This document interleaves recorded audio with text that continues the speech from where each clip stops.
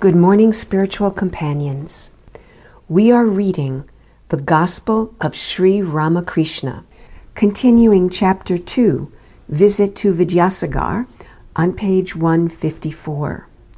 A devotee asks, suppose a man has obtained the knowledge of Brahman in Samadhi. Doesn't he speak anymore? Master, Sankaracharya, one of the greatest philosophers of India, retained the ego of knowledge in order to teach others. After the vision of Brahman, a man becomes silent. He reasons about it as long as he has not realized it.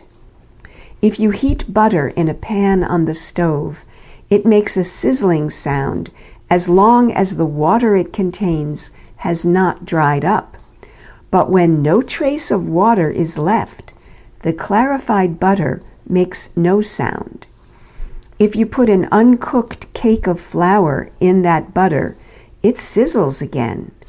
But after the cake is cooled, all sound stops. Just so, a man established in Samadhi comes down to the relative plane of consciousness in order to teach others, and then he talks about God. The bee buzzes as long as it is not sitting on a flower. It becomes silent when it begins to sip the honey. But sometimes, intoxicated with the honey, it buzzes again. An empty pitcher makes a gurgling sound when it is dipped in water.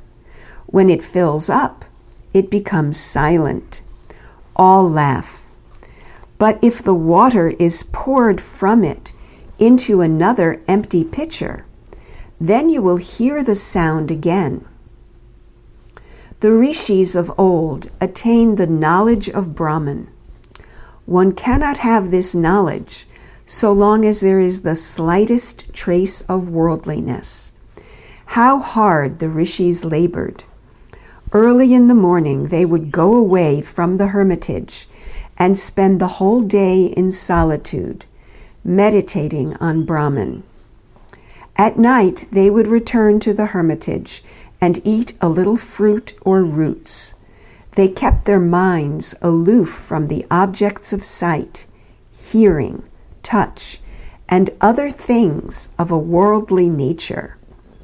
Only thus did they realize Brahman as their own innermost consciousness.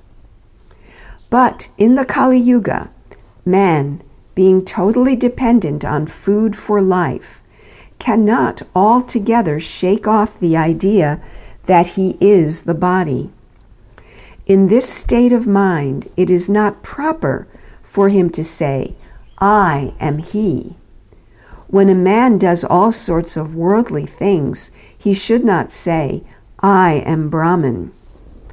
Those who cannot give up attachment to worldly things and who find no means to shake off the feeling of I should rather cherish the idea, I am God's servant. I am his devotee. One can also realize God by following the path of devotion. The jnani gives up his identification with worldly things, discriminating, not this, not this. Only then can he realize Brahman. It is like reaching the roof of a house by leaving the steps behind, one by one. But the vijnani, who is more intimately acquainted with Brahman, realizes something more. He realizes that the steps are made of the same materials as the roof, bricks, lime, and brick dust. That which is realized intuitively as Brahman, through the eliminating process of not this, is then found to have become the universe and all its living beings. The Vijnani sees that the reality which is nirguna, without attributes, is also saguna, with attributes. A man cannot live on the roof a long time. He comes down again. Those who realize Brahman in samadhi come down also and find that it is Brahman that has become the universe and its living beings. In the musical scale, there are notes, sa, re, ga, ma, pa, da, and ni.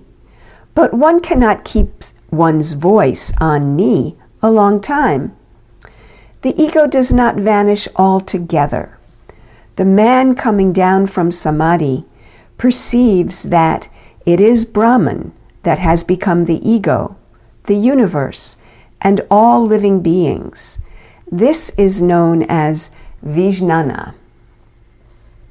The path of knowledge leads to truth, as does the path that combines knowledge and love. The path of love, too, leads to this goal. The way of love is as good as the way of knowledge. All paths ultimately lead to the same truth. But as long as God keeps the feeling of ego in us, it is easier to follow the path of love. The Vijnani sees that Brahman is immovable and actionless, like Mount Sumeru. This universe consists of the three gunas, sattva, rajas, and tamas. They are in Brahman, but Brahman is unattached.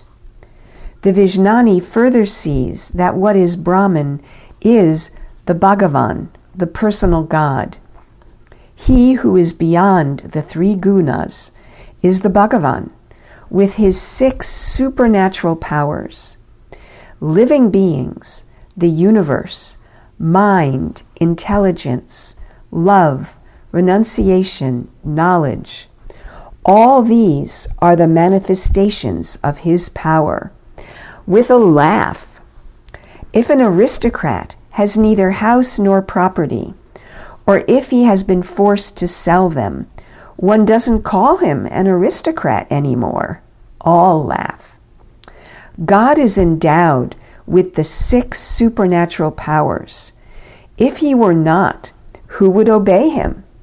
All laugh. Just see how picturesque this universe is, how many things there are, the sun, moon, and stars, and how many varieties of living beings, big and small, good and bad, strong and weak, some endowed with more power, some with less.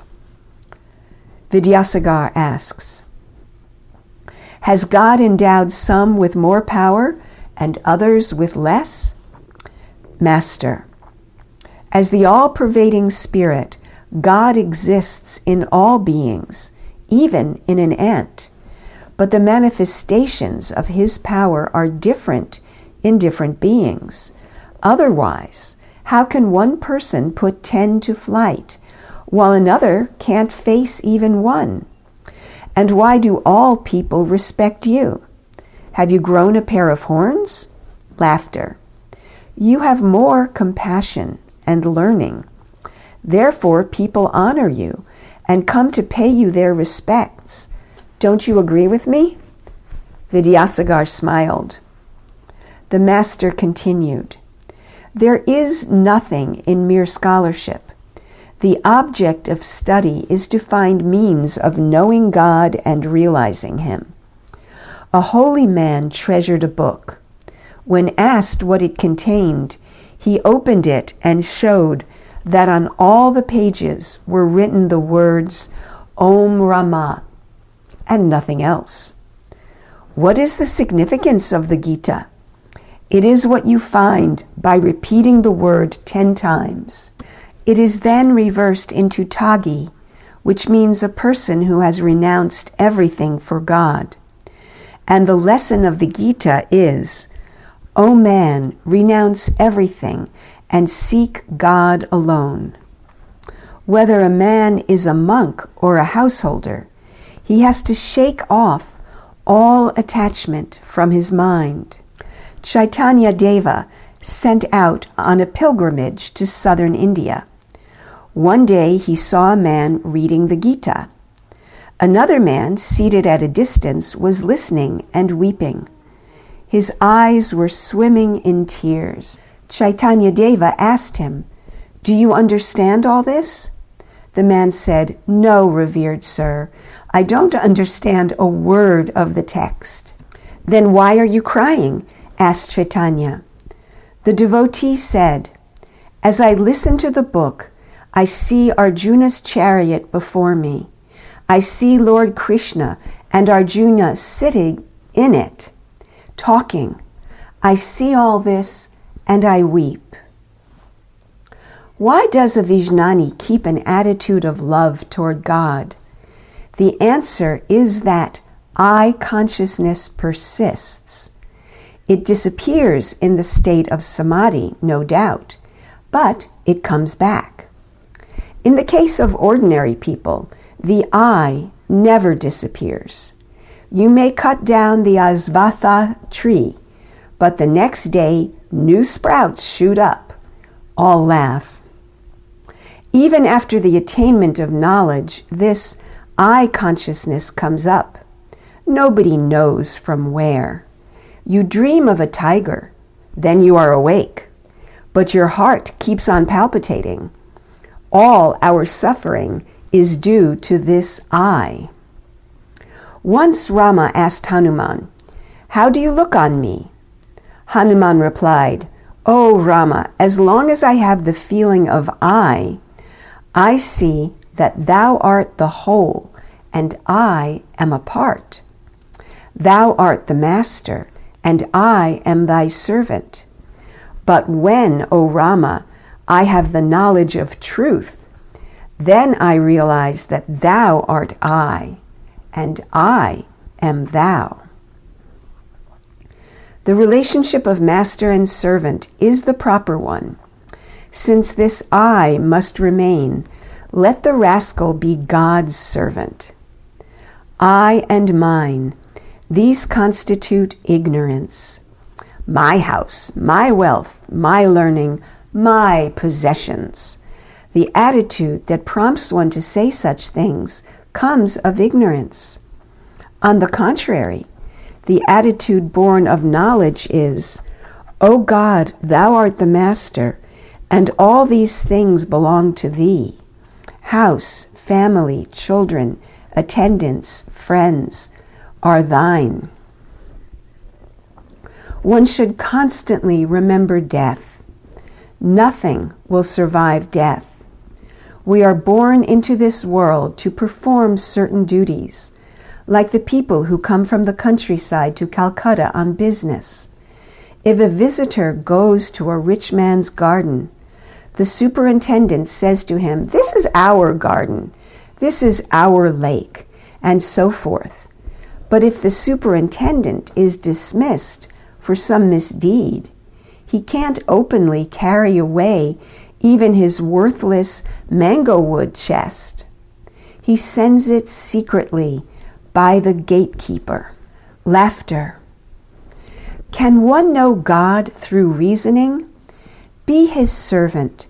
Surrender yourself to him, and then pray to him.